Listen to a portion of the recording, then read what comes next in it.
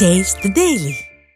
ஆட்சி அமைத்து 4.5 ஆண்டுகளுக்கு பிறகு துண்டு நோட்டீஸ் வழங்கி மக்களை சந்திக்க வருவதாக திமுக நாடகமாடுவதாக முன்னாள் அமைச்சரும் அதிமுக தலைமை நிலைய செயலாளருமான SP வேலுமணி விமர்சித்துள்ளார். கோவை மாவட்டம் தொண்டாமுத்தூர் சட்டமன்ற தொகுதிக்குட்பட்ட குளத்துப்பாளையத்தில் நடைபெற்ற தெருமுனை பிரச்சார கூட்டத்தில் முன்னாள் அமைச்சர் SP வேலுமணி தலைமையேற்று உரையாற்றினார். அப்போது பேசிய அவர் அதிமுக ஆட்சி காலத்தில் நிறைவேற்றப்பட்ட திட்டங்கள் குறித்து மக்களுக்கு எடுத்துரைத்தார்.